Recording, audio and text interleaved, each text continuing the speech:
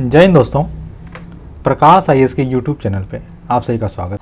आज हम पढ़ेंगे संक्षिप्त में जो हमारा आर्ट एंड कल्चर है उसको। ये जो आर्ट एंड कल्चर है हमारा एक लास्ट रिवीजन सीरीज होगी, जो कि हमारी आगामी जो भी परीक्षाएं हैं जिसमें भी आर्ट एंड कल्चर पूछा जाता है, तो आप इसको देखिए और बिल्कुल रट जाइए। और जो इसकी PDF है वो आपको हमारे टेलीग्राम चैनल @प्रकाश IAS PCS पर उपलब्ध होगी। तो चलिए हम स्टार्ट करते हैं और देखते हैं आर्ट एंड कल्चर के बारे में। तो हिस्ट्री जो हमारी है वो 3 पार्ट में डिवाइड है। एक प्री हिस्ट्री, जिसके बारे में हमारे पास कोई भी रिटन रिकॉर्ड नहीं प्राप्त होता। एक होती है प्रोटो हिस्ट्री। प्रोटो हिस्ट्री वो हिस्ट्री होती है जिसके बारे में उस समय राइटिंग स्टार्ट हो गई थी, उसके बारे में हमें कुछ रिटन रिकॉर्ड मिलते हैं, लेकिन अब तक हमने उसे डिसाइफर नहीं कर पाया। अब तक हम उसे पढ़ नहीं पाए, समझ नहीं पाए कि उन्होंने क्या लिखा था। तो क्या लिखा था जब हम पढ़ नहीं पाए तो हमें पता नहीं कि उन्होंने उस समय क्या हिस्ट्री थी। और एक हिस्ट्री जो तीसरा पार्ट है वो होती है जिसके बारे में हमारे पास रिटन रिकॉर्ड्स मौजूद हैं और जिसको हम पढ़ते हैं, समझते हैं कि अच्छा क्या क्या चीज़ें उस समय हुई थी और जो अलग अलग एज चली थी हिस्ट्री में। तो सबसे पहले आपका आया था स्टोन एज।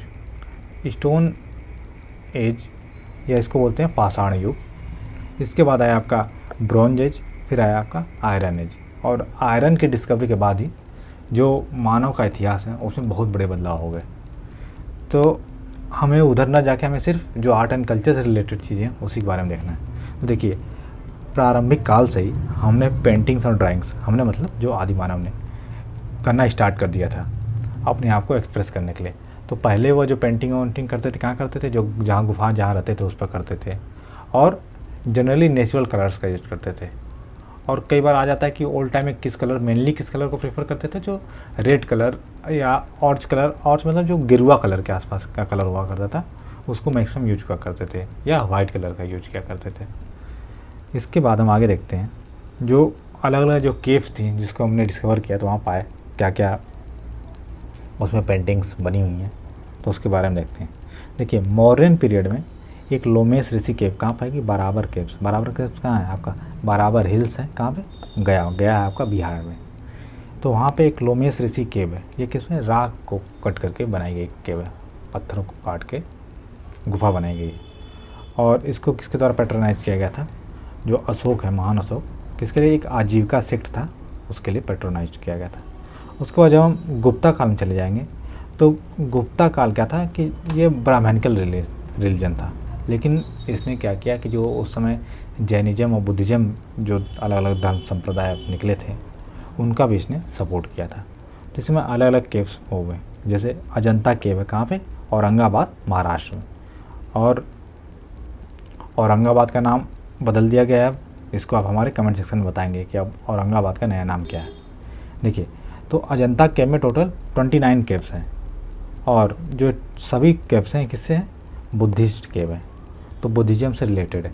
ये डायरेक्ट स्टेटमेंट आता है तो बिल्कुल आपको पता होना चाहिए जो अजंता में कितनी केव्स हैं और किससे रिलेटेड है, तो बुद्धिज़्म से रिलेटेड है।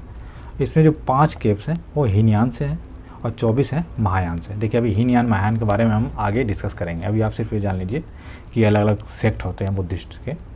तो 5 हीनयान से रिलेटेड हैं और 24 महायान से। क्वेश्चन ऐसा आ जाता है कि सभी महायान से हैं, सभी हीनयान से हैं या ज़्यादा हीनयान से हैं, तो ये सारे चीज़ें आपको पता होगी तो पता होगा। और इसमें जो 4 हैं क्या है, चैत्य हैं और 25 हैं विहार। विहार मतलब जहाँ वो रहते थे और चैत्य जहाँ पूजा करते थे।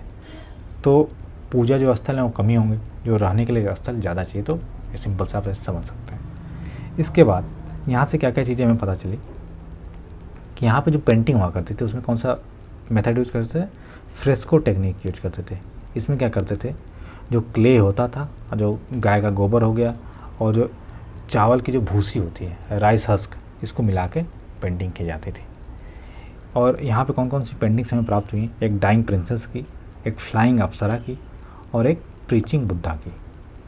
इसके अलावा एक पद्मपाणि बोधिसत्व की पेंटिंग भी प्राप्त हुई है और मंजूश्री बोधिसत्व की पेंटिंग प्राप्त हुई है। इसके अलावा एक पेंटिंग किसकी बनी हुई है, मारा विजय पेंटिंग। ये सारे क्वेश्चन बहुत ही ज़्यादा इंपॉर्टेंट है, इसीलिए बिल्कुल पॉइंट फॉर्म में डायरेक्ट आपको बस इन्फॉर्मेशन दी गई है कि ये चीज़ें आपको पता होनी चाहिए कि अजंता केव से आ जाता है, ये कहाँ पाई जाती हैं। तो कहाँ कौन कौन सी हैं, डाइंग प्रिंसेस की है, फ्लाइंग अप्सरा है, आपको प्रीचिंग बुद्धा की पेंटिंग है, एक पद्मपाणि बोधिसत्व की पेंटिंग है, मंजूश्री बोधिसत्व की पेंटिंग है और मार विजय की पेंटिंग है। ये सब आपको पता होना चाहिए। वहाँ कौन सी टेक्निक यूज की गई थी, फ्रेस्को टेक्निक यूज की गई थी। उसमें क्ले, काउडंग और राइस हस्क का यूज किया गया था, ये पता होना चाहिए। इसके बाद जो अगली हमारी केव आ जाती है कौन सी, एलोरा केव, ये भी कहाँ है, औरंगाबाद महाराष्ट्र में। इसमें टोटल कितनी 34 केव्स हैं और इसमें तीनों रिलीजन्स की केव्स हैं अलग अलग। देखिए बुद्धिस्ट की 12 केव्स हैं, हिंदूज की 17 केव्स हैं और 5 क्या है, जैन्स की केव है। और ये जो नीचे लिख रखा है केव नंबर है, कई जगह पूछा गया कि केव नंबर कौन सा था, तो 1 से लेकर 2 नंबर जो है ये सब कौन सी है, सॉरी 1 से 2 नहीं, 1 से 12 नंबर तक है, 1 से लेकर 12 नंबर तक। तो 1 से 12 नंबर तक जो केव्स हैं वो क्या, बुद्धिस्ट केव है। 13 से लेकर 29 नंबर की जो केव्स हैं वो किसकी हैं, हिंदू केव्स हैं। और 30 से लेकर 34 तक जैन केव्स हैं। तो लाइन से लगा हुआ, सिंपल से आपको पता होना चाहिए कितनी कितनी केव्स है, तो आप ऐसे डायरेक्ट बता देंगे कौन कौन से। 12 आपकी बुद्धिस्ट केव है, तो 1 से 12 आपकी बुद्धिस्ट केव हो गई। उसके बाद 17 आपकी हिंदू केव्स हैं, तो 13 से 29 आप 17 जोड़ लेंगे। और उसके बाद 5 आपकी जैन केव्स, टोटल 34 केव्स हैं, ये आपको पता होना चाहिए। और यहाँ से कौन कौन सी चीज़ें हैं, यहाँ पे एक कैलाश टेम्पल है, बहुत महत्वपूर्ण, कैलाश लेनी है। रावण की खाई केव है, यहाँ पे दशावतार केव है और गजासुर शिवा की पेंटिंग है। रावण सेकिंग माउंट कैलाश की पेंटिंग वहाँ बनी हुई है। और यहाँ पे क्या है, अंधकासुर वध का भी चित्रण किया गया है। तो ये सारी चीज़ें महत्वपूर्ण है, इसको देख लीजिएगा। इसके बाद जो हमारी अगली केव है वो क्या है, एलिफेंटा केव। कहाँ पाई जाती है, मुंबई में पाई जाती है। वहाँ पे एक एलिफेंटा आइलैंड है, वहीं पे है मुंबई में। तो ये जो केव्स थी इसको पैट्रोनाइज किया गया था किसके द्वारा, राष्ट्रकूटों के द्वारा। और इसमें कौन से धर्म की हैं, एक हिंदुइज्म की है और बुद्धिज़्म की, यहाँ पे जैनिज्म का नहीं है। तो देखिए सबसे सिंपल सा क्वेश्चन पूछ देगा, अगर आपसे डायरेक्ट ही पूछ दे तो अजंता, एलोरा और एलिफेंटा में क्या सभी रिलीजन्स के लिए थी, नहीं। इसमें सिर्फ आपकी जो एलोरा जो केव्स थी वही हमारी जैनिज्म, बुद्धिज़्म और हिंदुइज्म तीनों की थी। जो हमारी अजंता केव्स थी वो किसकी थी, सिर्फ बुद्धिस्ट की थी। और जो हमारी एलिफेंटा केव है वो किसकी है, हिंदुइज्म की और बुद्धिज़्म की है। ये सारे फैक्ट बिल्कुल महत्वपूर्ण है। इसके बाद यहाँ से एक इमेज प्राप्त होती है किसकी, त्रिमूर्ति की इमेज है या महेश मूर्ति की इमेज है। इसमें जो भगवान शिव हैं उनको 3 अवतार में, 3 रूप में दिखाया गया है। किस किस में, एक डिस्ट्रक्टर रुद्रा के अवतार में, एक प्रिजर्वर भगवान विष्णु के अवतार में और एक क्रिएटर उमा के अवतार में। देखिए जो रुद्र का अवतार है ये पुरुष में है और जो ये उमा का अवतार है ये स्त्री में। और यहीं पे अर्धनारीश्वर के जो कई सारे आपने देख रखा होगा कि आधा शिव आधा पार्वती, तो ऐसे जो अर्धनारीश्वर की भी जो आइडल यहीं से प्राप्त होती है, यहाँ पता चलती है। और यहाँ से एक नटराज की आइडल भी प्राप्त होती है। इसके अलावा यहाँ पे एक योगेश्वर जो लॉर्ड ऑफ योगा उस समय हुआ करते थे उनकी भी मूर्ति है। तो ये सारे महत्वपूर्ण फैक्ट हैं। इसके बाद हम आ जाते हैं अपना अगला जो टेम्पल आर्किटेक्चर है उसके बारे में। जो भारत में आप देखे होंगे, अगर आप नॉर्थ से साउथ में जाएंगे तो जो मंदिर हैं, अगर आपने फ़ोटो में भी देखा होगा तो उसमें अलग अलग चेंज आता है। तो वही जो चेंज है उसमें अलग अलग उसको स्टाइल्स बोलते हैं। इंडिया में प्राय 3 प्रकार के मंदिर पाए जाते हैं जैसा उनका स्टाइल है। कौन कौन से, एक नागरा स्टाइल। नागरा स्टाइल कहाँ पाया जाता है, जनरली जो नॉर्थ इंडिया में पाया जाता है। और इसमें भी आपके 3 तरह के मंदिर पाए जाते हैं। और किस पे, जो मंदिर के सबसे ऊपर वाला जो पार्ट होता है, देखते हैं बिल्कुल जैसे ऊपर जहाँ पे ध्वज फहरता रहता है, उसके आधार पर मंदिर 3 तरह के पाए जाते हैं। कौन कौन से, रेखा प्रसाद या लैटिना, एक फमसाना और एक वल्लभी। तो आपको ये सिर्फ ये 3 पता होना चाहिए कि कौन कितने टाइप के होते हैं। अगर नागरा स्टाइल के अंदर ही पूछ जाए तो सबसे पहले देखिए नागरा स्टाइल कहाँ की है, उत्तर भारत की है। और अगर इसके अंदर पूछ जाए कि नागरा स्टाइल के कितने टाइप होते हैं तो आपको बताना है 3। कौन कौन से, रेखा प्रसाद, फमसाना और वल्लभी। और किसके बेसिस पे, तो जो हमारे मंदिर का शिखर होता है, अब देखिए ऐसा होगा या तो उसके उस पर डिपेंड करता है कि मंदिर का शिखर कैसा है। और इसके अंदर जो नागरा स्टाइल है उसके अंदर 3 तरह के स्कूल्स थे। 3 स्कूल्स मतलब कि जब अलग अलग राजा हुए तो वो अलग अलग राजाओं ने, जो भी वंश था, उन्होंने अलग अलग तरह के मंदिर बनवाए, तो उनको हम स्कूल्स बोल दिए कि ये अलग अलग स्कूल्स हो गए। सबसे पहला हमारा ओडिशा स्कूल। तो ओडिशा में जो मंदिर है वह इसके एग्जाम्पल है। जैसे कोणार्क का जो सन टेम्पल है, या लिंगराज टेम्पल, या जगन्नाथ टेम्पल जो पुरी का है। लिंगराज टेम्पल आपका भुवनेश्वर में, कोणार्क सन टेम्पल कोणार्क में है। कोणार्क सन टेम्पल को एक चीज़ और बोलते हैं, नोट कर लीजिएगा, ब्लैक पैगोडा बोलते हैं। तो कहीं अगर आ गया तो आप देख लीजिएगा। देखिए तो ओडिशा स्कूल में जो मंदिर है, लिंगराज टेम्पल उसका एग्जाम्पल है, कोणार्क सन टेम्पल है और जगन्नाथ टेम्पल जो जगन्नाथपुरी वाला टेम्पल है। इसके बाद अगला जो टेम्पल का स्कूल है कौन सा है, खजुराहो या चंदेल स्कूल। ये जनरली कहाँ पाया जाता है, ये जो मध्य प्रदेश वाला जो रीजन है, मध्य प्रदेश में जो बुंदेलखंड वाला जो रीजन है वहाँ पे जनरली इस स्टाइल के टेम्पल पाए जाते हैं। और इसका जो सबसे प्रमुख मंदिर कौन सा है, कंदरिया महादेव मंदिर, बहुत ही ज़्यादा महत्वपूर्ण है। और इसको चंदेल वंश के जो शासक थे उन्होंने बनवाया था। इसके बाद नेक्स्ट हमारा सोलंकी स्कूल। सोलंकी स्कूल कहाँ जनरली पाया जाता है, जो गुजरात है वहाँ पे। और इसका मुख्य एग्जाम्पल क्या है, मोधेरा सन टेम्पल। अच्छा, जो आपको एक एग्जाम्पल बता रहा हूँ, अगर आपको नहीं समझ में आ रहा, थोड़ा भी डाउट हो रहा, तो आप लेक्चर पढ़ लीजिए। लेक्चर के बाद आप क्या करिएगा, नेट पे आप सर्च कर लीजिएगा, बस ऐसे मोधेरा सन टेम्पल देख लेंगे तो आपको दिख जाएगा। अच्छा, ये ऐसे इस टाइप का बना हुआ है, बस आपको इमेजिन होना चाहिए कि अच्छा ठीक है, ये अलग है, ये अलग है, ये अलग है, बस। और जो नागरा स्टाइल था उसमें ये एक पंचायतन स्टाइल भी हुआ करती थी। नागरा स्टाइल का ही सब पार्ट था। कई बार क्वेश्चन पूछा है कि पंचायतन स्टाइल किससे रिलेटेड है, तो आपको बताना चाहिए नागरा स्टाइल से। पंचायतन में होता क्या था, सिंपल सी, एक मंदिर है, मंदिर में जो आपका मुख्य रूप से जो प्रमुख देवता हैं वो बीच में उनकी मंदिर होगी, और उनके किनारे जो छोटे छोटे देव देवता हैं उनकी मंदिर होगी। देखिए, जैसे इसका प्रमुख जो एग्जाम्पल है, एक दशावतार टेम्पल है आपका ललितपुर यूपी में, और एक लक्ष्मण टेम्पल है खजुराहो मध्य प्रदेश में। हमने वैसे भी देखा होगा, कई जगह आप अपने आसपास मंदिर जाते हैं तो एक बड़े देवता के मंदिर होते हैं, उसके अगल बगल छोटे छोटे मंदिर होते हैं। तो ऐसे ये जो पंचायतन स्टाइल में क्या होता है, तो 5 होते थे मंदिर, बीच में सबसे प्रमुख देवता की, और 4 मंदिर होते थे छोटे छोटे देवताओं की। इसके बाद नेक्स्ट आ जाती है जो हमारी स्टाइल, कौन सी, द्रविड़ स्टाइल। नाम से ही पता चलता है द्रविड़ स्टाइल मतलब साउथ इंडिया से रिलेटेड होती है। ये जो मंदिरों का स्टाइल था जो साउथ इंडिया में प्रिवेलेंट था, उसको बोलते हैं हम द्रविड़ स्टाइल। और इसको स्टार्ट किया गया था पल्लवाज के द्वारा, जो पल्लव शासक थे उनके द्वारा स्टार्ट किया गया था। लेकिन यह जो अपने पीक पर कब पहुँचा, जो चोला एम्पायर था तब ये अपने पीक पर पहुँचा। उस समय बड़े बड़े मंदिर बनाए जाने लगे। और इसका एग्जाम्पल देख लेते हैं तो क्या है, पल्लवाज ने बनवाया था एक पंच पांडव रथ टेम्पल बनवाया था, और चोलाज ने बनवाया राज राजेश्वर टेम्पल, या इसको बृहदेश्वर टेम्पल बोलते हैं, और गंगाई कोंड चोलापुरम टेम्पल। तो ये मंदिर, प्रमुख मंदिर किन्होंने बनाया, चोला राज के जो शासक थे उन्होंने बनवाया था। इसके बाद नायक रूलर्स ने बनाया था आपका मीनाक्षी टेम्पल। अच्छा, इन मंदिरों की विशेषता क्या हो गई कि ये जो मंदिर थे, मंदिर के बाहर आपने देखा होगा साउथ इंडिया के जो भी मंदिर दिखाते हैं तो उसके बाहर एक बड़ा सा गेट टाइप दिखता है, और जो गेट है इसको बोलते थे गोपुरम। ये गोपुरम जैसे जैसे राजा बढ़ता चला गया वैसे वैसे इसकी हाइट बढ़ती चली गई। इन मंदिरों की विशेषता यह है कि मंदिर से बड़े गोपुरम होते थे। जो ये गोपुरम क्या होता था, प्रवेश द्वार होता था, और इस जो प्रवेश द्वार पे अलग अलग तरह के देवी देवता और ऐसे बने होते थे आपके, काफ़ी यहाँ कई सारी चित्रकारियाँ और बनी होती थी। और जैसे जैसे राजा बढ़ता हो जाता, जैसे जितना बड़ा राजा तो उसका उतना बड़ा गोपुरम। कई बार डायरेक्ट यही क्वेश्चन आ गया है कि जो गोपुरम है वो किससे रिलेटेड है, तो जो गोपुरम है वो आपका जो द्रविड़ स्टाइल जो टेम्पल्स आर्किटेक्चर का है उससे रिलेटेड है। ये आपको पता होना चाहिए था। देखिए, आप वैसे नेट पर सर्च कर लीजिएगा, आपको दिख जाएगा अच्छा सा, ठीक है। तो गोपुरम उससे रिलेटेड था। और इन मंदिरों में एक और विशेषता आ गई कि जब हम मंदिर में प्रवेश करते थे तो मंदिर के जहाँ गर्भगृह होता है, गर्भगृह क्या स्थान होता है किसी मंदिर में जहाँ पे भगवान की जो मूर्ति है वो स्थापित होती है, वो उसको बोलते हैं गर्भगृह। तो गर्भगृह के बाहर आपके यक्ष या गंगा की या देवियों की मूर्तियाँ लगने लगी, द्वारपाल के रूप में अलग अलग। ये भी चीज़ यहाँ पे चेंज आया था। सबसे प्रमुख चेंज था आपका जो गोपुरम बढ़ते चले गए। इसके बाद जो अगला हमारा टेम्पल का जो स्टाइल है वह क्या है, वेस्टा स्टाइल।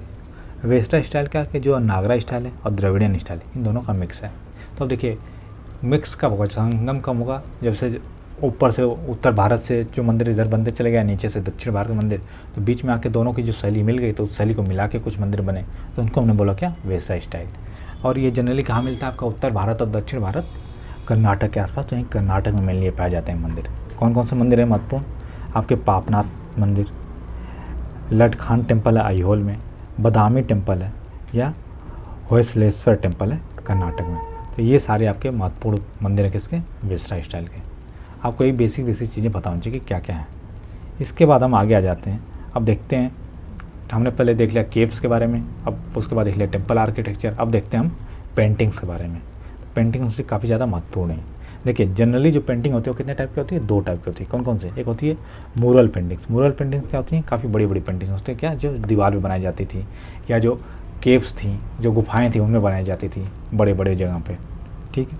और ये जनरली जो हिंदुज़म, बुद्धिज़्म, जैनिज़्म, इन सभी को बिलोंग करती थी, ठीक है। और एग्जांपल के लिए अभी आपको ऊपर पढ़ा है कि एलोरा केव्स में आपकी सबकी पे, चाहे बाघ केव है, अजंता की केव्स हैं, एलिफेंटा केव्स हैं, अलग अलग आप एग्जांपल आपके पास बहुत सारे हैं, आपको बता दिया गया है। इसके बाद अगली जो पेंटिंग का स्टाइल है वो क्या होता है, मिनिएचर पेंटिंग। मिनिएचर पेंटिंग क्या होती है, नाम से पता है छोटा पेंटिंग होती है। छोटी पेंटिंग क्या, कपड़े बनाई जाएगी या शीशे पर या पेपर पे, ये सभी जो पेंटिंग्स थी इनको मिनिएचर पेंटिंग बोलते हैं। और इसमें एग्जांपल क्या है, पाल स्कूल पेंटिंग। ये पाल स्कूल की जो पेंटिंग्स होती है मेनली किससे रिलेटेड थी, बुद्धिज्म से रिलेटेड थी। और मुग़ल पेंटिंग्स। इसके बाद हम आगे देखते हैं जो कुछ महत्वपूर्ण पेंटिंग्स थी। कई बार क्वेश्चन डायरेक्ट आ जाता है कि ये जो पेंटिंग्स थी कहाँ कहाँ की थी, स्टेट का आपको मैच करना होता है, स्टेट आपको पता होना चाहिए। तो देखिए एलोरा पेंटिंग आपको बताए, एलोरा में आपको बताया कि जैनिज़्म, बुद्धिज़्म, हिंदुज़्म तीनों की है, और ये कहाँ पे है, महाराष्ट्र में है। पाल स्कूल की पेंटिंग कहाँ है, बुद्धिज़्म पेंटिंग से रिलेटेड है। नेक्स्ट है आपका लेपाक्षी पेंटिंग। लेपाक्षी पेंटिंग जो थी विजयनगर एम्पायर की पेंटिंग थी, और जो विजयनगर साम्राज्य था सेकुलर था, तो वहाँ सेकुलर पेंटिंग बनाई जाती थी। ये बहुत ही महत्वपूर्ण है, कई बार पूछा गया है कि जो सेकुलर स्टाइल वाली पेंटिंग होती थी तो लेपाक्षी पेंटिंग, और किससे रिलेटेड, विजयनगर एम्पायर से, तो बिल्कुल आपको पता होना चाहिए। इसके बाद नेक्स्ट हमारी पेंटिंग है सीतन मसल पेंटिंग। ये पल्लवा रूलर के द्वारा बनाया गया, कहाँ पे, तंजौर, तमिलनाडु में। इसके बाद नेक्स्ट हमारा रागमाला पेंटिंग। रागमाला पेंटिंग राजस्थान की है। किशनगढ़ पेंटिंग भी आपके राजस्थान की है। बनी ठनी पेंटिंग, देखिए बनी ठनी पेंटिंग कई बार बोली जाता है, जो मोनालिसा की जो पेंटिंग है इसको बोलते हैं इंडियन मोनालिसा, और ये भी कहाँ की है, राजस्थान की। एक फाड़ पेंटिंग होती है, ये भी कहाँ की है, राजस्थान की। तो ये महत्वपूर्ण है, आपको पता होना चाहिए कि कौन कौन सी पेंटिंग किस किस राज्य से रिलेटेड है, आपको मैच करने के लिए आ सकता है ये। इसके बाद नेक्स्ट है हमारा थंका पेंटिंग। ये थंका पेंटिंग होती है बुद्धिज़्म से रिलेटेड, कहाँ पे, लद्दाख में। आपको वैसे पता है जो लद्दाख है जनरली बुद्धिज़्म से ही रिलेटेड है, तो आपको वहाँ पेंटिंग किसकी पाई जाएगी, बुद्धिज़्म से रिलेटेड। इसके बाद नेक्स्ट आपकी मधुबनी पेंटिंग, कई बार पूछी गई है, इसको मैथिली पेंटिंग बोलते हैं। बिहार का जो मिथिला रीजन है वहाँ पे पेंटिंग पाई जाती है मधुबनी पेंटिंग। काफ़ी भरी भरी पेंटिंग होती है। आप ये जो भी पेंटिंग्स है ना, अगर आपको नहीं देखा, आपने नहीं पढ़ा एक बार, तो इसको आप नेट से एक बार सर्च करिएगा, आप देखते चलिएगा, आपको सब दिमाग में आ जाएगा। इसके बाद नेक्स्ट पेंटिंग है मंजूसा पेंटिंग। मंजूसा पेंटिंग कहाँ से, भागलपुर जो बिहार वाला एरिया है उससे रिलेटेड। मंजूसा पेंटिंग में जनरली किससे, जो स्नेक्स पेंटिंग होती है, सांपों की पेंटिंग होती थी, इसमें अलग अलग सांप देवता के रूप में बनाए जाते थे, तो ये होती है मंजूसा पेंटिंग। इसके बाद नेक्स्ट हमारी जो पेंटिंग हो क्या है, पटना कलाम पेंटिंग, नाम से पता है कहाँ पाई जाएगी, पटना में। अगली पेंटिंग है बाजार पेंटिंग, ये बंगाल की है। नेक्स्ट आपकी पटुआ पेंटिंग। पटुआ पेंटिंग भी बंगाल की है। और एक काली घाट पेंटिंग कहाँ पे, कोलकाता, बंगाल की है। तो ऐसे 3 पेंटिंग है बंगाल की, भी आपको पता होना चाहिए। इसके बाद नेक्स्ट है पट्टचित्र पेंटिंग। पट्टचित्र पेंटिंग कहाँ है, कई बार एग्जाम पूछी गई, कई बार एग्जाम में आपकी, कहाँ पे, उड़ीसा की। और अगली जो हमारी पेंटिंग है कलमकारी पेंटिंग। कलमकारी पेंटिंग कहाँ पाई जाती है, ये आंध्र प्रदेश में पाई जाती है। तो ये सारे आपको पता होना चाहिए कि कौन कौन कहाँ पे, आंध्र प्रदेश, तेलंगाना वाला जो रीजन है। इसके बाद आ जाइए हम अगला देखते हैं डांस के बारे में। तो देखिए जो डांस है, नाट्य जो होता है, नाट्य में तीनों चीज़ें आ जाती है, डांस, म्यूजिक और ड्रामा। तो जो ऋग्वेद है हमारा, आगे हम वेद के बारे में पढ़ेंगे, अभी बस आप ऊपर से देख लीजिए। जो ऋग्वेद है हमारा, ऋग्वेद में वर्ड्स लिए गए, यजुर्वेद से जेस्चर मतलब जो अभिनय है, सामवेद में गीत हैं, और अथर्ववेद में रस है या इमोशंस। इन सभी से थोड़ी थोड़ी चीज़ें लेके जो भरत मुनि थे, भरत मुनि ने क्या किया, एक नाट्य शास्त्र बनाया। नाट्य शास्त्र क्या बोलते हैं, 5th वेदा बोलते हैं। कई बार क्वेश्चन ये आता है डायरेक्ट कि 5th वेदा किसको कहते हैं, तो जो नाट्य शास्त्र है किसके द्वारा बनाया गया, भरत मुनि के द्वारा। अब भरत मुनि ने क्या किया, जो ऋग्वेद से वर्ड्स लिए, शब्द लिए, इसके बाद यजुर्वेद से जेस्चर या अभिनय लिया, और सामवेद से जो गीत लिया, वहाँ उसमें सामवेद में आपका म्यूजिक है, और अथर्ववेद में जो रस या इमोशंस होते हैं ये सब लिया, और उसको मिला के आपको बना दिया एक नाट्य शास्त्र। अब आगे देखते हैं जो हमारे 8 क्लासिकल डांस हैं। ये सारे क्लासिकल डांस आपको और उनका जो स्टेट है ये आपको पता होना चाहिए। इसको रिकॉग्नाइज कौन करता है, जो संगीत नाटक एकेडमी होती है मिनिस्ट्री ऑफ कल्चर के अंदर, वो इसको रिकॉग्नाइज करती है। और ये कौन कौन से डांस हैं, देखिए कथक है कहाँ का, उत्तर प्रदेश का। सतरिया डांस कहाँ का, आसाम का। मणिपुरी है आपका, मणिपुर का है सबसे जी। ओडिसी है, ओडिशा का। और कुचिपुड़ी कहाँ का है, आंध्र प्रदेश का।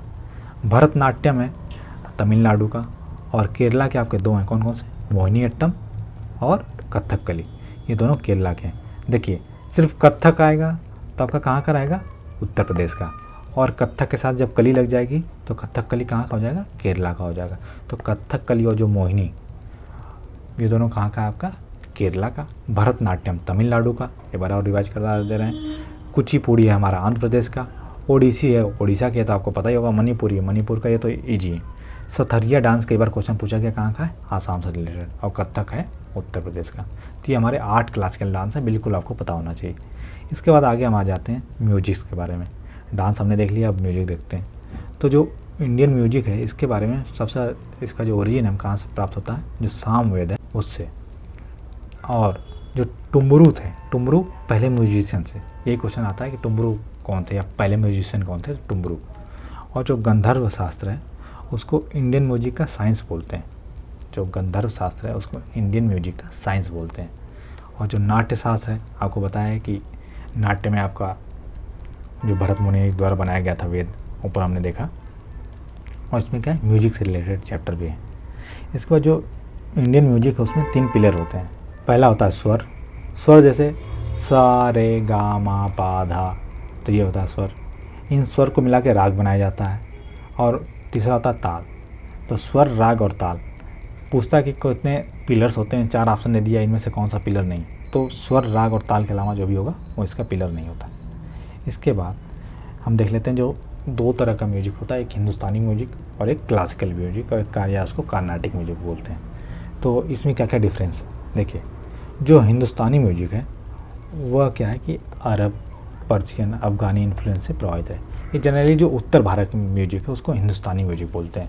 और जो दक्षिण भारत में जनरली क्या क्लासिकल म्यूजिक है। तो वहाँ की जो म्यूजिक रही है वह कई सारे प्रभावों से बची रही है, क्योंकि ये उत्तर भारत की जो म्यूजिक थी, कला थी, आर्किटेक्चर था, सारी चीज़ें, जो भी चीज़ें आप होती हैं। तो जब भी जैसे कई सारे आक्रमण हुए तो सभी जो भी आक्रमण स्टार्ट होते थे कहाँ से, नॉर्थ इंडिया से स्टार्ट होते थे, इधर से अफ़गानिस्तान साइड से, पाकिस्तान साइड जो है प्रेजेंट में, उधर से स्टार्ट होता था।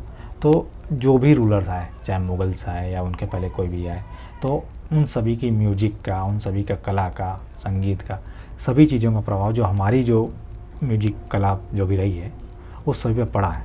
तो उसकी वजह से उसका जो प्रभाव हमें यहाँ दिखाई देता है। जबकि जो साउथ इंडिया वाला जो क्षेत्र था इन सब प्रभाव से अछूता रहा, तो वहाँ की जो भी म्यूजिक है वो बची रही। तो इसलिए वहाँ की जो म्यूजिक है उस पर कोई इन्फ्लुएंस नहीं है, वो इंडिजीनियस है वहीं की। और जो हिंदुस्तानी म्यूजिक है इसमें जो सिंगर होता है, गायक को फ्रीडम होती है कि गा सकता है। लेकिन जो कार्नेटिक म्यूजिक होता है वो बंधा होता है, सिंगर को अपने से कुछ ऐड नहीं कर सकता, जैसी म्यूजिक है उसको वैसे ही परफॉर्म करना होता है। और हिंदुस्तानी म्यूजिक में जो इंस्ट्रूमेंट होते हैं, वाद्य यंत्रों का अधिक प्रयोग होता है, जबकि कार्नेटिक म्यूजिक में वाद्य यंत्रों का प्रयोग कम होता है और जो शब्द होते हैं, जो वोकल होते हैं, उनका प्रयोग ज़्यादा होता है। हिंदुस्तानी म्यूजिक में इमोशनल होती है और जो कार्नेटिक म्यूजिक होती है ये इंटेलेक्चुअल होती है। अच्छा, हिंदुस्तानी म्यूजिक में घराना पाए जाते हैं, जैसे बनारस घराना, जयपुर घराना, जोधपुर घराना, ऐसे अलग अलग घराना पाए जाते हैं।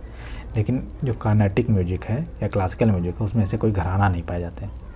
हिंदुस्तानी म्यूजिक में आपके 6 राग होते हैं, जबकि कार्नेटिक म्यूजिक में कितने आपके 72 राग होते हैं। डिफरेंस आपको पता होना चाहिए। और जो महत्वपूर्ण वाद्य यंत्र हैं, जैसे हिंदुस्तानी में तबला हो गया, सितार हो गया, इन सब का प्रयोग किया जाता है, जबकि जो कार्नेटिक म्यूजिक है वहाँ पे वीणा या मृदंगम का प्रयोग किया जाता है।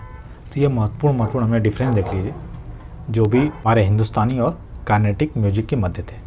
इसके बाद हम आगे देखते हैं जो कैलेंडर्स हैं उसके बारे में थोड़ा सा व्यू देख लेते हैं। देखिए, एक तो जो कैलेंडर है जो हम अपनी डेली दिनचर्या में यूज कर रहे हैं वो क्या होता है, ग्रेगोरियन कैलेंडर होता है, इंग्लिश कैलेंडर होता है, तो उसको तो हम यूज करते हैं। लेकिन क्वेश्चन आ जाता है हमारा जो इंडियन कैलेंडर्स हैं उनके बारे में। तो 2 कैलेंडर है, हमें उनको देखना है। देखिए, पहला कैलेंडर है विक्रम संवत। विक्रम संवत कब से स्टार्ट हुआ था, 57 BC से। और ये कब स्टार्ट हुआ, जो उज्जैन के राजा विक्रमादित्य थे, जब उन्होंने शकों को हराया था उसके बाद से उन्होंने ये कैलेंडर स्टार्ट किया। तो अगर हमें इस कैलेंडर के हिसाब से आज की ईयर देखना होगा तो हमें 57 को 57 को ऐड करना पड़ेगा प्रेजेंट ईयर में।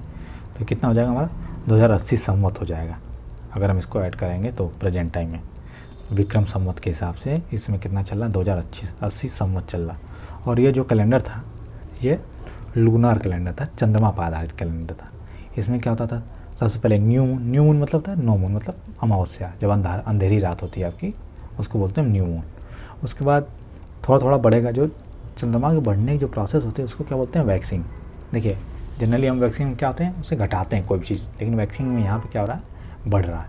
ठीक है, तो जो चंद्रमा नो मून से जब फुल मून होता है उसको बोलते हैं वैक्सिंग, और जब फुल मून से न्यू मून होता है, न्यू मून मतलब नो मून मतलब चंद्रमा ख़त्म हो जाता है, गायब हो जाता है, तो उसको बोलते हैं वैनिंग। इसको हम हिंदी में देखिए अमावस्या होती है, उसके बाद पूर्णिमा होती है, फिर से अमावस्या हो जाती है, और अमावस्या से पूर्णिमा होने को क्या बोलते हैं, शुक्ल पक्ष, उजाला पक्ष हिंदी में बोलते हैं। और पूर्णिमा से जब अंधेरा होता है, अमावस्या होती है, तो उसको बोलते हैं कृष्ण पक्ष या अंधियारा पक्ष भी बोलते हैं। ठीक है, तो ये सिंपल आपको पता होगा, आपने पढ़ रखा होगा। इसके बाद जो अगला कैलेंडर है जो कि है शक संवत, ये स्टार्ट हुआ 78 AD से, और यही हमारा क्या है, नेशनल कैलेंडर है। जो हमारा ग्रेगोरियन कैलेंडर है वो तो है ही, उसके साथ ही साथ जो शक संवत है यही हमारा नेशनल कैलेंडर है। कई बार पूछा गया है कौन सा है, तो इसको जब हमें प्राप्त करना होगा कौन सा ईयर चल रहा है, तो प्रेजेंट में तो हमें 78 घटाना पड़ता है, 78 माइनस करना पड़ता है। 78 माइनस क्यों करना पड़ता है कि जैसे जब से ग्रेगोरियन कैलेंडर स्टार्ट हुआ उसके 78 साल बाद से स्टार्ट हुआ, तो जब ग्रेगोरियन कैलेंडर के 78 साल हो गए थे तब जाके हमारा पहला साल वहाँ स्टार्ट हुआ, तो हमें इसलिए घटाना पड़ेगा। तो उसके हिसाब से प्रेजेंट जो 2023 है किस ईयर में आ जाएगा, 1945 संवत चल रहा है। और ये जो कैलेंडर इसको कब अडॉप्ट किया गया था, ये डेट भी कई बार पूछी गई है, 22 मार्च 1957 को अडॉप्ट किया गया था। ठीक है, और इसी के आधार पर जो ऑल इंडिया रेडियो है अपना न्यूज़ को ब्रॉडकास्ट करती है। और इसमें भी जो महीने होते हैं आपके 12 ही होते हैं। आपको बस बेसिक हमने बता दिया कि इसमें कौन कौन से महीने होते हैं, एक बार वो देख लीजिए। देखिए सबसे पहला महीना होता है चैत्र, कब से स्टार्ट होता है, 22 मार्च, जो ग्रेगोरियन कैलेंडर उसके हिसाब से 22 मार्च से स्टार्ट होता है। इसके बाद बैसाख आता है, ज्येष्ठ आता है, आषाढ़, श्रावण, भाद्रपद, अश्विन, कार्तिक, मार्गशीर्ष को अगहन बोलते हैं, पौष, माघ और फाल्गुन। इसके बाद हम आगे देखते हैं। इसके बाद हम देखते हैं अपना वैदिक लिटरेचर के बारे में। तो देखिए जो वेद हैं वो किस शब्द से आए हैं, वेद आए हैं विद नामक शब्द से, और विद का मतलब क्या होता है, नॉलेज या ज्ञान। जो वेद हैं वो दो तरह के होते थे, कौन से, श्रुति और स्मृति। श्रुति मतलब जो सुन के जिनको लिखा गया, और एक स्मृति जो आपकी मेमोरी, अर्थात जो सुनने के बाद जो स्मृति में शेष रह गया। तो हम आगे देखते हैं कि हमारे मुख्यतः 4 तरह के वेद होते हैं, कौन कौन से। सबसे पहला है और सबसे महत्वपूर्ण है ऋग्वेद। तो ऋग्वेद क्या है कि ये सबसे पुराना वेद है, one of the oldest literature भी है, और इसमें टोटल 1028 मंत्र हैं, और इसको कंपाइल कब किया गया था, लगभग 1700 BC का। इसमें जो 3rd मंडल है उसमें क्या है, गायत्री मंत्र है, ये महत्वपूर्ण है। और 10वें मंडल में क्या है, पुरुषोक्त मंडल के बारे में है, जिसमें जो वर्ण सिस्टम है उसका डिस्क्रिप्शन है, जिसमें कि ब्राह्मण, क्षत्रिय, वैश्य, शूद्र का डिवीज़न दिया गया है। तो यहीं से आता है, ये काफ़ी ज़्यादा महत्वपूर्ण फैक्ट है, इसको बिल्कुल याद कर लीजिएगा। इसके बाद हमारा अगला है, इसी ऋग्वेद में सब सिंधु नदियों के बारे में दिया गया है, 7 नदियों के बारे में दिया गया है। तो देख लेते हैं। देखिए ये जो नाम है प्रेजेंट डे नेम है, और ये जो ऋग्वेद में नाम दे रखे हैं। तो कई बार क्वेश्चन आपका आ जाता है कि इन नदियों का वैदिक नाम क्या था, ऐसे सिंपल आता है। देखिए इंडस नदी जो प्रेजेंट की टाइम है उसको क्या बोलते थे, सिंधु नदी। झेलम को बोलते थे वितस्ता नदी, चेनाब को अस्सिकी नदी, रवि को बोलते थे पौरुषनी नदी, ब्यास को बोलते थे विपास, सतलज को सतुत्र, और सरस्वती नदी क्या बोलते थे, नंदी तरना। ठीक, ये प्रमुख 7 नदियाँ थीं और इनके वैदिक नाम ये आपको पता होना चाहिए। इसके बाद अगला हम देखते हैं, जो हमारा अगला वेद है ये क्या है, सामवेद। तो सामवेद क्या है, ब्रिंग पीस टू माइंड, और उसमें लगभग 1000 साक्ष थे, जो कि सिर्फ प्रेजेंटली 3 बचे पड़े हैं हमारे पास। और इसमें क्या मेलोडीज है, राग है, और जो ध्रुपद राग है वो अभी सामवेद में दिया गया है। ध्रुपद काफ़ी ज़्यादा फेमस राग है, तो अभी सामवेद में दिया गया है। और जो सामवेद का पुरोहित होता था उसको क्या बोलते थे, उद्गाती। ये सभी बस महत्वपूर्ण फैक्ट हैं जो आपके पेपर में पूछे गए हैं, तो आप बिल्कुल इनको गो थ्रू हो लीजिएगा। इसके बाद अगला हमारा जो वेद है क्या है, यजुर्वेद। यजुर्वेद क्या है कि इन 4 वेदों में सबसे छोटा है, और इस यजुर्वेद को ज्ञाता क्या बोलते थे, वार। और यजुर्वेद मुख्यतः कर्मकांड को बताता है कि किसी पुरुष को, स्त्री को या कोई विद्यार्थी है या राजा है या कोई लीडर है, इन सभी को कौन कौन से कार्य या कर्मकांड करने चाहिए और इनकी कौन कौन से कर्तव्य होते हैं, ये सभी के बारे में जानकारी हमें कहाँ से प्राप्त होती है? यजुर्वेद से प्राप्त होती है। और यजुर्वेद 2 पार्ट में डिवाइड होता है, कौन सा? शुक्ल वेद और कृष्ण वेद में। इसके बाद जो लास्ट हमारा अथर्ववेद, अथर्ववेद में टोना टोटका दे रखा है। और अथर्ववेद में आपके 3 उपनिषद हैं, कौन कौन से? प्रसन, मुंडक और मांडुक्य या कैवल्य उपनिषद। ये 3 उपनिषद हैं, यही महत्वपूर्ण है अथर्ववेद में। इसके बाद हम आगे आ जाते हैं, जो ये चारों वेद थे, इन चारों वेद के एक एक उपवेद होते हैं। तो उपवेद का अर्थ क्या होता है? कि अप्लाइड नॉलेज, जो नॉलेज है उसका अप्लीकेशन। और उपवेद क्या होता था? कि जो भी वेद में दे रखा है उसका कुछ टेक्निकल वर्क्स में यूज किया जाए। देखिए, जैसे ऋग्वेद में क्या सिखाया जाता था? ऋग्वेद का उपयोग क्या था? धनुर्वेद, तो उसमें आर्चरी, धनुर्विद्या सिखाई जाती थी। इसके बाद जो अगला है सामवेद, सामवेद में का उपवेद था गंधर्व वेद। इसमें क्या सिखाया जाता था?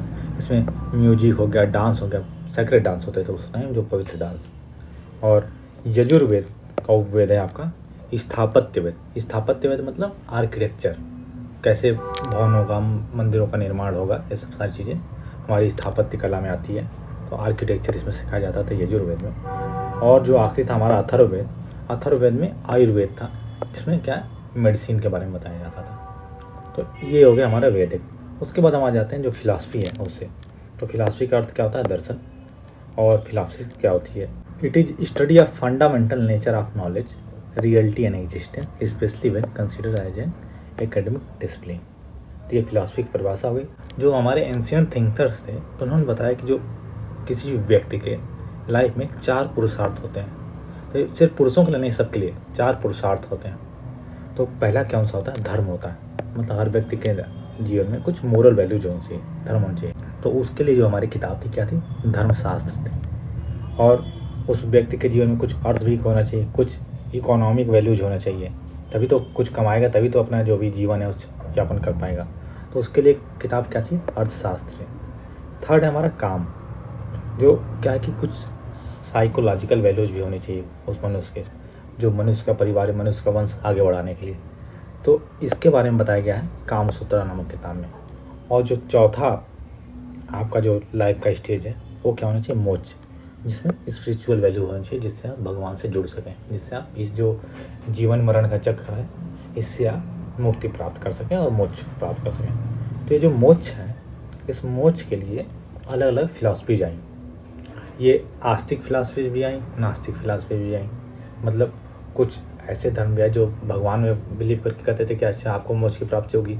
आप कुछ ऐसी फिलॉसफी स्कूल थे जिन्होंने कहा कि भगवान में आपको करने की ज़रूरत नहीं है, आप नास्तिक रहते हुए भी मोक्ष की प्राप्ति कर सकते हैं। तो इन्हीं 6 फिलॉसफी के आस्तिक के अंदर 6 स्कूल्स हैं मेनली। और इन स्कूल्स को किसको द्वारा दिया गया ये देखना महत्वपूर्ण है, क्योंकि इससे क्वेश्चन डायरेक्ट आया है, आपको मैच करने के लिए आया, सिंपल सा क्वेश्चन। और देखिए, जो न्याय फिलॉसफी थी ये दिया गया गौतम के द्वारा। और जो वैशेषिका फिलॉसफी थी ये दिया गया कन्नड़ के द्वारा। जो सांख्य फिलॉसफी है, सांख्य दिया गया कपिल मुनि के द्वारा। और जो मीमांसा को पूर्व मीमांसा बोलते हैं, ये दिया गया ऋषि जैमिनी के द्वारा। इसके बाद नेक्स्ट हमारी वेदांता फिलॉसफी। वेदांता को बोलते हैं उत्तर मीमांसा, मीमांसा को पूर्व मीमांसा, वेदांता को उत्तर मीमांसा। और ये दिया गया था भद्रायन के द्वारा। आखिरी जो हमारी फिलॉसफी है योग फिलॉसफी, योग किसके द्वारा दिया गया? पतंजलि के द्वारा। ये नहीं कि आप बाबा रामदेव लगा चले आए, जोक सपाट, और किसके द्वारा दिया गया? पतंजलि के द्वारा दिया गया। तो ये महत्वपूर्ण। इसके बाद ये तो हमने देख लिया जो मेजर फिलॉसफी थी हमारी आस्तिक वाली। इसके बाद 5 और फिलॉसफी आई जो हेटेरोडॉक्स स्कूल्स होती हैं, जो नास्तिक स्कूल्स होती हैं। तो उसमें कौन कौन थी महत्वपूर्ण? देखिए, उसमें जैनिज्म, बुद्धिज्म, आजीविका, अजन्ना और चारवाक। तो महत्वपूर्ण ये हैं जैनिज्म और बुद्धिज्म। इसके बारे में हम आगे पढ़ेंगे, जैनिज्म बुद्धिज्म के बारे में। बाकी आपको नाम पता होना चाहिए। ये कई बार हो सकता है ऑप्शन में आ जाए कि इनमें से कौन सी ऑर्थोडॉक्स फिलॉसफी थी, तो मे भी इनमें से 3 में से नाम आ जाए और आपने नहीं सुना हो तो दिक्कत है। तो आप देख लीजिएगा, जैनिज्म, बुद्धिज्म, आजीविका, अजन्ना और चारवाक, ये 5 फिलॉसफी थी नास्तिक वाली। इसके बाद ये जो फिलॉसफिकल स्कूल था, जो आस्तिक वाला हमने पढ़ा, 6 फिलॉसफिकल स्कूल थे, तो इनको हिस्टोरिकल रीजन्स की वजह से अलग अलग 3 ग्रुप में डिवाइड किया जाता है, जोड़े में बना दिया जाता है। जो हमारी न्याय फिलॉसफी उसको रखते हैं वैशेषिका के साथ, और जो संख्या फिलॉसफी है उसको योग के साथ रखते हैं, और मीमांसा को वेदांता के साथ रखते हैं। मीमांसा मतलब पूर्व मीमांसा, उत्तर मीमांसा एक साथ हो गई, सांख्य योग एक साथ हो गया, कई बार आपने सुना भी होगा सांख्य योग, और न्याय और वैशेषिक एक साथ हो गई। इसके बाद आता है हमारा जो वेदांत स्कूल है उनके। तो जो हमने एक फिलासफी पढ़ी वेदांत फिलासफी, जिसको कि हम क्या बोलते हैं, उत्तर मीमांसा बोलते हैं।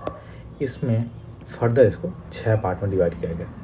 तो ये अलग अलग जो वेदांत की फिलासफी है किसने किसने दी, इसको देख लेते हैं। देखिए, अद्वैतवाद दिया गया था शंकराचार्य के द्वारा, विशिष्ट अद्वैत दिया गया रामानुजाचार्य के द्वारा, द्वैतवाद किसके द्वारा दिया गया था, माधवाचार्य के द्वारा, और अद्वैत किसके द्वारा दिया गया था, निम्बकाचार्य के द्वारा, शुद्ध द्वैत दिया गया था वल्लभाचार्य, और अचित्य भेद अभेद इसके द्वारा दिया गया था चैतन्य महाप्रभु। ये अलग अलग थिंकर्स हुए, अलग अलग फिलासफर हुए, जो कि अलग अलग रीजन में हुए, तो उन्होंने अपना अलग अलग ये सिद्धांत दिया था। तो महत्वपूर्ण ये भी पूछा जाता है आपको मैच ऑफ द फॉलोइंग में, तो इसको आप बिल्कुल देख लीजिएगा। एक बार फिर से रिवाइज कर लेते हैं। अद्वैतवाद किसके द्वारा दिया गया, शंकराचार्य, विशिष्ट अद्वैत दिया गया रामानुजाचार्य, द्वैतवाद दिया गया माधवाचार्य, द्वैत अद्वैत दिया गया निम्बकाचार्य, और शुद्ध द्वैत दिया गया वल्लभाचार्य के द्वारा, और आखिरी है हमारा अचित्य भेद अभेद किसके द्वारा, चैतन्य महाप्रभु के द्वारा दिया गया था। तो ये हो गया हमारा जो फिलोसफिकल स्कूल। इसके बाद इसी समय कुछ महत्वपूर्ण किताबें थी। कई बार क्वेश्चन आ जाता है बुक्स पे भी, तो ये देख लेते हैं उस समय की कौन कौन सी महत्वपूर्ण किताबें थी। तो देखिए, अष्टधाई जो किताब है किसके द्वारा दी गई थी, लिखी गई थी पाणिनि के द्वारा। राज तरंगिणी लिखी गई कल्याण के द्वारा, कई बार क्वेश्चन पूछा गया है। अभिज्ञान शाकुंतलम कालिदास के द्वारा। कालिदास के द्वारा कुछ और महत्वपूर्ण किताबें कौन कौन सी थी, मेघदूत, कुमार संभव, रघुवंशा, मालिका अग्निमित्र, और ऋतुसंभ्रम, मेघ संदेशम। ये महत्वपूर्ण किताबें थीं महाकवि जो कालिदास थे उनके द्वारा। इसके बाद अगली किताब हमारी मृच्छकटिका दी गई थी शूद्रक के द्वारा, और स्वप्नवास दत्ता दी गई थी महाकवि भास के द्वारा, लिखी गई थी ये सब किताबें।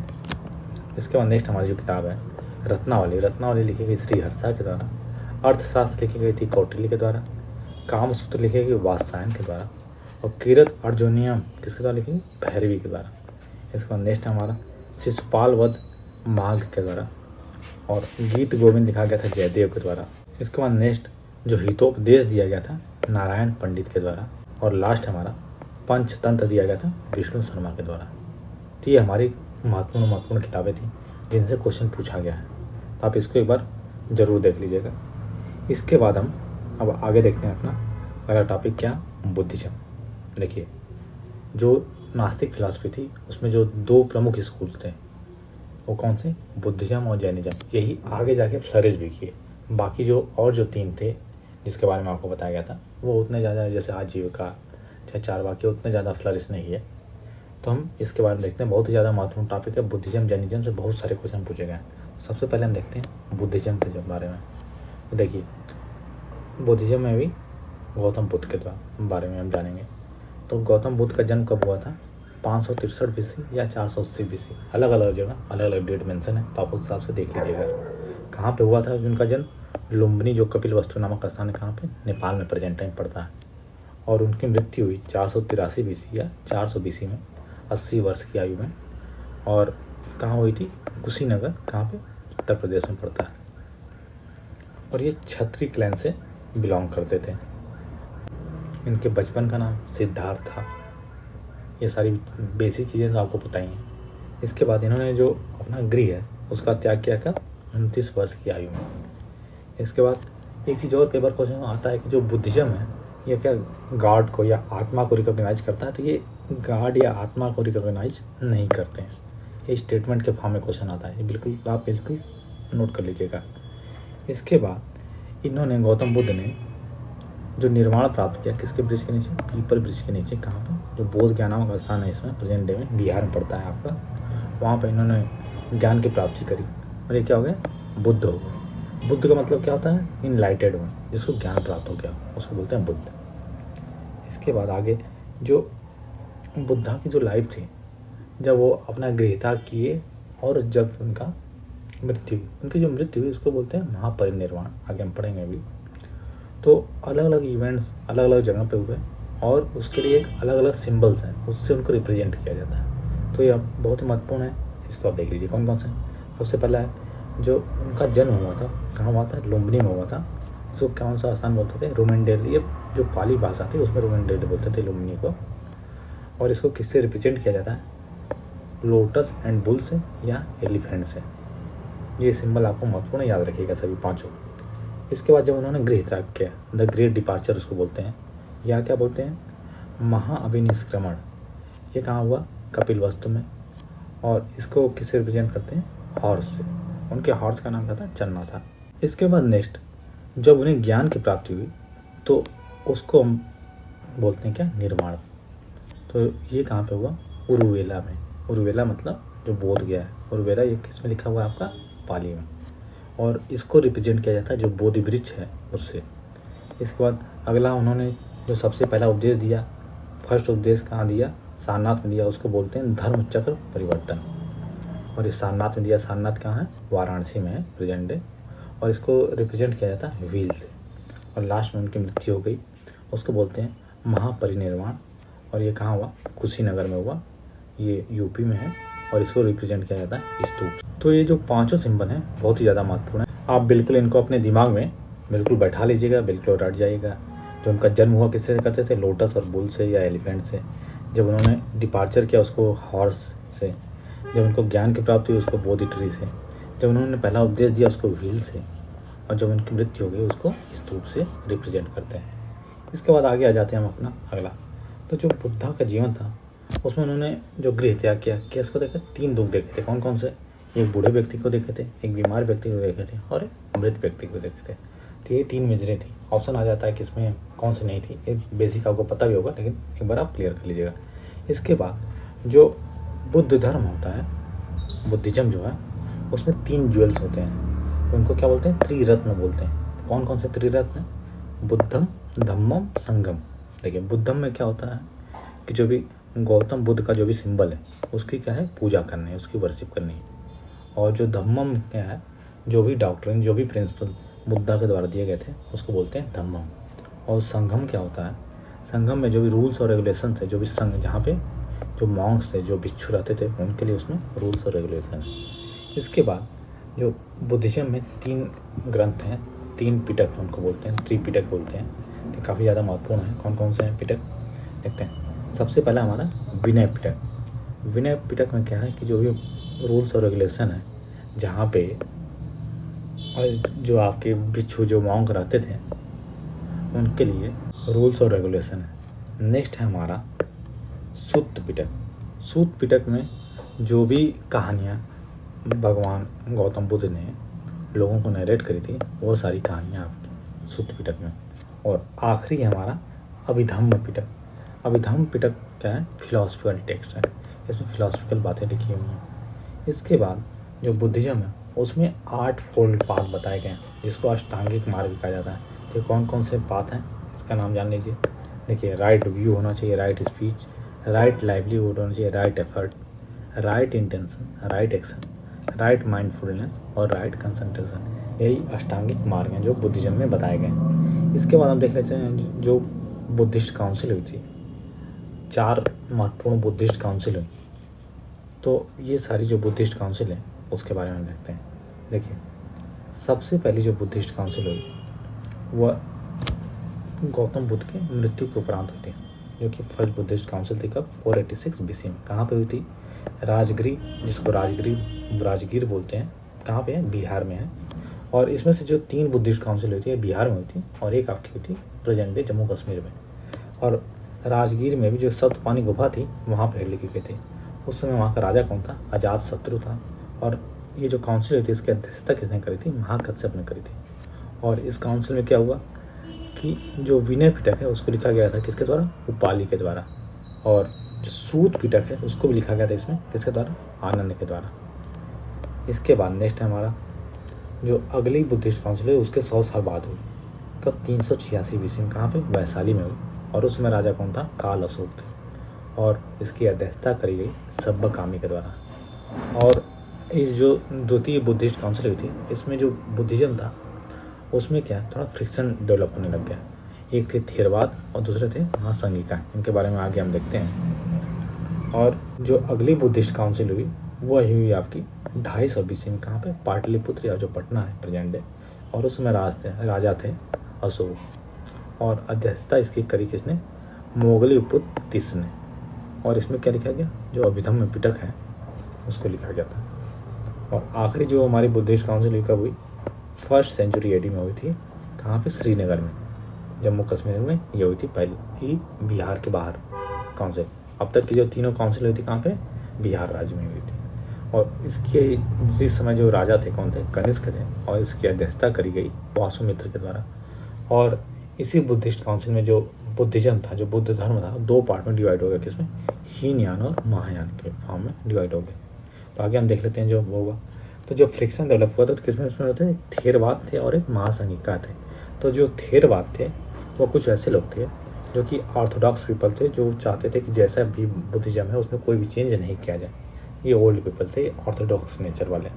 और जो महासंघिका थे वह क्या थे? लिबरल लोग थे, जो कि चाहते थे कि चेंज जरूरी समय के साथ साथ। तो उन्होंने कहा कि जो बोधिसत्व है, बोधिसत्व मतलब कुछ जो इनलाइटेड सोल्स हैं जो कि पृथ्वी पर ही रहेंगे ताकि लोगों का मार्गदर्शन कर सकें, उनको गाइड के रूप में किया। और जब डिवीजन हुआ तो 2 पार्ट में हो गया। कौन सा? हीनयान और महायान के फॉर्म में बुद्धिज्म डिवाइड हो गया। तो इन्होंने जो हीनयान वाले लोग थे उन्होंने बुद्ध को एज ए गाइड चुना, ठीक। और इन्होंने जो लैंग्वेज यूज करी, यह क्या थी? पाली लैंग्वेज यूज करी, जो आम बोलचाल की भाषा थी। वहीं जो महायान वाले थे उन्होंने बुद्ध को एज ए भगवान के रूप में चुना, और इन्होंने जो संस्कृत लैंग्वेज थी उसको चुनी। तो संस्कृत लैंग्वेज क्या थी? आम बोलचाल की भाषा नहीं थी। संस्कृत क्या थी? जो उच्च वर्ग के लोग थे उनकी बोलचाल की भाषा हुआ करती थी। और इन्होंने ही बुद्ध की भगवान के रूप में पूजा करनी स्टार्ट कर दी। किसने? महायान ने। ये महत्वपूर्ण है, ये सारे महत्वपूर्ण फैक्ट है, बिल्कुल इसको देख लीजिएगा। इसके बाद हम आगे आ जाते हैं। अपना अगला टॉपिक क्या है? जैनिज्म। तो चलिए स्टार्ट करते हैं हम जैनिज्म के बारे में। जैनिज्म काफ़ी ज़्यादा महत्वपूर्ण है, कई सारे क्वेश्चन पूछे गए। देखिए, सबसे पहले हम देखेंगे जो महावीर स्वामी हैं उनके बारे में। तो महावीर स्वामी क्या कहा जाता था? जिन भी कहा जाता था, मतलब जिन्होंने अपनी इंद्रियों पर विजय प्राप्त कर ली हो, इसलिए इनको जितेंद्र भी बोलते हैं, जिन्होंने अपने इंद्रियों पर विजय प्राप्त की। और इनका जो जन्म हुआ कब हुआ? 540 BC में हुआ। कहाँ पे? कुंडल ग्राम वैशाली। कहाँ पे? बिहार में। और इनकी मृत्यु 468 BC में। कहाँ? पावापुरी में, राजगीर में, बिहार में। इसके बाद इनके पिता का नाम था सिद्धार्थ और इनकी माता का नाम था त्रिशाला था। ये किस ट्राइब से बिलोंग करते थे? ये लिच्छवी ट्राइब से बिलोंग करते थे। और इनका जो क्लैन था वो क्या था? जंत्रिका था। क्लैन जनरली नहीं पूछा जाता, लेकिन जो ट्राइब है इनकी कई बार पूछी गई है, तो आप इसको बिल्कुल याद रखिएगा। और इन्होंने जो पहला उपदेश दिया था, जैसे भगवान गौतम बुद्ध ने दिया आपका सारनाथ में, तो उसी तरह भगवान महावीर ने कभी कहाँ दिया पहला जो उपदेश? पावा में दिया था। और इसमें जो हाईएस्ट नॉलेज जो जैनिज्म में प्राप्त कर लेते हैं उसको क्या बोलते हैं? कैवल या केवल बोलते हैं। ये भी महत्वपूर्ण है। इसके बाद कुछ महत्वपूर्ण तीर्थंकर हुए। तो देखिए, टोटल 24 तीर्थंकर हुए, और उन 24 तीर्थंकर को अलग अलग सिंबल से रिप्रेजेंट किया जाता है। कुछ महत्वपूर्ण जो तीर्थंकर हैं और उनके सिंबल हैं, हम उनको आपको यहाँ बता दे रहे हैं। इसके अलावा हमने एक वीडियो बना रखा है इंपॉर्टेंट लिस्टिंग की, जो सीरीज है, प्लेलिस्ट बना रखी है। उस प्लेलिस्ट में आप जाके देखेंगे तो कई सारी महत्वपूर्ण है, जो महत्वपूर्ण किताबें कौन कौन सी हैं, ट्रेवलर्स कौन कौन थे, और एक ये भी है कि जो 24 तीर्थंकर थे उन 24 को किस किस सिंबल से रिप्रेजेंट किया जाता है। तो डिटेल में आपको देखना है तो आप उस वीडियो से देख सकते हैं, और नहीं तो देखिए, पहले जो थे कौन थे? ऋषभनाथ। इनको किससे रिप्रेजेंट किया जाता है? बुल से, बैल से रिप्रेजेंट किया जाता है। 22वें तीर्थंकर कौन थे? नेमिनाथ थे, और इनको कौंसल्या जो शंख है उससे रिप्रेजेंट किया जाता है। 23वें थे पार्श्वनाथ, इनको सर्प से रिप्रेजेंट किया जाता है। और 24वें थे महावीर स्वामी, इनको लायन या शेर से रिप्रेजेंट किया जाता है। तो ये आप 24 नहीं पता हो तो कम से कम ये आपको पता होना चाहिए, जो ये 4-5 है आपके बहुत ही ज़्यादा महत्वपूर्ण है। इसके बाद जो जैना टीचिंग्स हैं उनको देख लेते हैं। तो इनको बोलते हैं क्या? त्रिरत्न बोलते हैं। कौन कौन सी हैं? राइट नॉलेज, राइट फेथ और राइट कंडक्ट। कई बार क्वेश्चन आया कि इनमें से कौन सा नहीं है। तो देखिए, एक सिर्फ बताने के लिए, आपको याद करने की ट्रिक बता रहे हैं। इसको याद करने की क्या ट्रिक है? KFC। इसको आप गलत मत लीजिएगा, सिर्फ KFC। तो राइट नॉलेज, राइट फेथ और राइट कंडक्ट, ये महत्वपूर्ण है, ये आपको पता होना चाहिए। इसके बाद नेक्स्ट है जो जैनिज्म था, इसमें 5 महाव्रतों को बताया गया था। कौन कौन से? पहला है अहिंसा, मतलब हिंसा नहीं करनी है। सत्य आपको बोलना है, अस्तेय मतलब चोरी नहीं करनी, और अपरिग्रह मतलब कोई भी आपको प्रॉपर्टी इकट्ठा नहीं करनी। तो ये जो चारों प्रिंसिपल थे, चारों महाव्रत थे, किसके द्वारा दिया गया थे? पार्श्वनाथ स्वामी के द्वारा दिए गए थे। वहीं महावीर स्वामी ने इसमें एक और प्रिंसिपल ऐड कर दिया, क्या? ब्रह्मचर्य। ये जो 5 महाव्रत थे जो जैनिज्म से रिलेटेड हैं, काफ़ी ज़्यादा महत्वपूर्ण है, इनको बिल्कुल आप याद रखिएगा। इसके बाद आगे देखते हैं जो जैनिज्म की जो फिलॉसफी है, इस फिलॉसफी का क्या नाम है? अनेकांतवाद, स्यादवाद या सप्त भावना। तो अनेकांतवाद का मतलब क्या होता है कि अलग अलग व्यक्ति के लिए अलग अलग पर्सपेक्टिव हो सकते हैं। मतलब एग्जाम्पल के लिए अगर आप शो करें तो सपोज दैट कोई रस्सी पड़ी है, उसको कोई सांप समझ सकता है, डर सकता है, कोई उसे रस्सी समझ के वो करेगा। और नेक्स्ट है स्यादवाद। स्यादवाद में क्या है कि लॉजिक ऑफ मे बी होता है, मतलब ये भी हो सकता है। जो भी कंडीशन है, सपोज दैट कोई भी कंडीशन अराइज होती है तो कोई भी जो पॉइंट ऑफ व्यू उस पर हो सकता है, वो क्या होगा? उसका रिलेटिव डिस्क्रिप्शन होगा। मतलब ये भी हो सकता है या ये भी हो सकता है। और थर्ड हमारा सप्त भाग न्याय, मतलब 7 पार्ट लॉजिक होता है, 7 अलग अलग। जो ये न्याय नहीं है, ये न्याय है। और न्याय मतलब क्या होता है कि जैसे जिस प्रकार से हम चीज़ों को देखते हैं उसको न्याय बोलते हैं इसमें। ठीक है, तो ये महत्वपूर्ण फिलॉसफी थी। किस किस नाम से जानी जाती है? अनेकांतवाद या स्यादवाद या सप्तभाग न्याय। इसके बाद नेक्स्ट है हमारा जो जैन लिटरेचर है, वो कौन सा है? उसका नाम है अंगार, जो भी कंपाइल किया गया है। तो टोटल 12 अंग है और 12 उपांग है। जैनिज्म में एक पाउमचर्यु क्या है कि जो रामायण है, जो जैन रामायण है, उसको बोलते हैं पाउमचर्यु। और किस लैंग्वेज में लिखी गई है? प्राकृत लैंग्वेज में लिखी गई है। तो ये भी महत्वपूर्ण है। इसके बाद जैसे बुद्धिज्म में डिवीजन हुआ, वैसे वैसे जैनिज्म में डिवीजन हो गया। इसमें मेनली 2 सेक्ट हो गए। कौन कौन से? एक दिगंबर और एक श्वेतांबर। दिगंबर कौन थे? दिग मतलब होता है आकाश, तो जो आकाश को अपना अंबर मतलब वस्त्र समझते हैं, तो अर्थात वह सभी चीज़ों से मुक्त रहते हैं। अच्छा, कोई कपड़ा नहीं, कोई वो नहीं, तो वो होते हैं दिगंबर। और जो श्वेतांबर होते हैं क्या? श्वेत वस्त्र धारण करते हैं। इसके बाद जैसे बुद्धिज्म में काउंसिल हुई थी, वैसे ही जैनिज्म में भी काउंसिल हुई थी। कौन कौन सी? 2 ही। पहली फर्स्ट जैन काउंसिल कब कहाँ हुई? ये पाटलिपुत्र में, पटना में। कब? 3rd सेंचुरी BC में हुई। और इसकी प्रेसिडेंसी किसने करी थी? तो उसमें स्थूलभद्र ने करी थी इसको प्रिसाइड। इस बार जो दूसरी जैन काउंसिल कहाँ हुई? ये वैशाली में हुई। और इसका समय क्या था? 512 AD था। और इसको प्रिसाइड किया गया था देवर्षि छमाश्रम के द्वारा। ठीक है। और इसी में जो 12 अंग और 12 उपांग जो भी जैन लिटरेचर हैं, उनको कंपाइल किया गया था। ठीक है। और एक क्वेश्चन और पूछ देता है कि जो महावीर स्वामी हैं, उनको जो बुद्धिस्ट टेक्स्ट हैं उसमें किस नाम से जाना जाता है? तो उनको जाना जाता है निगंत नाटपुत्र के नाम से जाना जाता है महावीर स्वामी को बुद्धिस्ट टेक्स्ट में। तो ये महत्वपूर्ण है, इसको भी आप बिल्कुल नोट कर लीजिएगा, याद कर लीजिएगा। अच्छा, एक चीज़ और शायद मैंने ऊपर गलत बोल दिया था कि जो चन्ना था बुद्धिज्म में, चन्ना जो बुद्ध के सारथी का नाम था, और जो उनके घोड़े का नाम क्या था? कत्थक नाम था। ठीक है, कत्थक उनका हार्स हो गया और चन्ना उनका सारथी हो गया, अगर मैंने ऊपर गलत बता दिया था तो। ठीक है, तो ये था हमारा जो पूरा आपका आर्ट एंड कल्चर का रैपिड रिवीजन। और इसकी PDF आपको ऊपर बताई गई, जैसे कि हमारे टेलीग्राम चैनल पे @प्रकाश IAS PCS पर उपलब्ध होगी।